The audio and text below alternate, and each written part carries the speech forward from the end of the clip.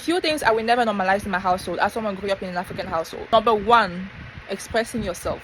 Growing up, a lot of us were taught that questioning adults was disrespectful, so we learn to stay quiet instead of expressing ourselves. I don't want my children to obey me just because they're scared of me or the outcomes. I want them to respect me enough to talk to me whenever, even when they made a big mistake. Number two, accountability. Apologizing to your children. I refuse to believe that parents should never apologize to their children just because they are grown or they believe that they never do anything wrong. If I did something bad, or if my child feels offended by something I said or I did, I'm going to apologize. There's nothing wrong with that. It doesn't make me weak. It just teaches accountability, and this is something you have to teach. Number three, boys and girls raised by completely different standards. My little brothers were having so much freedom than I did just because they were boys.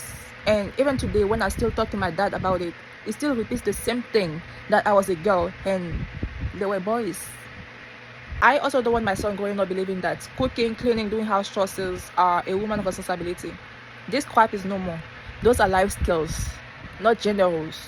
Another thing is boys don't cry. My dad tried that with me.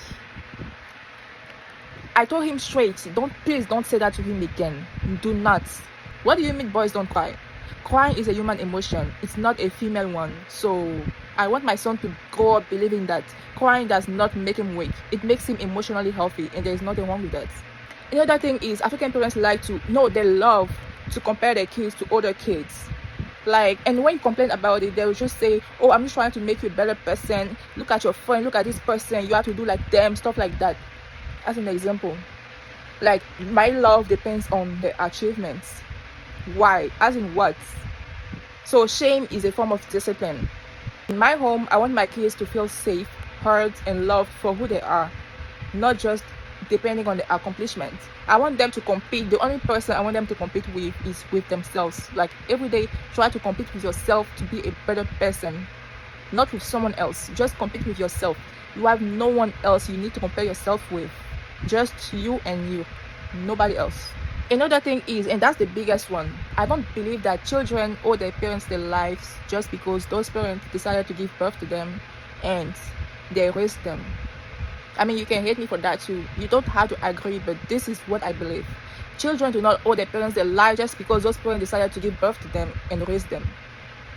I hope my kids love me, respect me, and want to be close to me just because of the relationship we built, not because they feel guilty or obligated.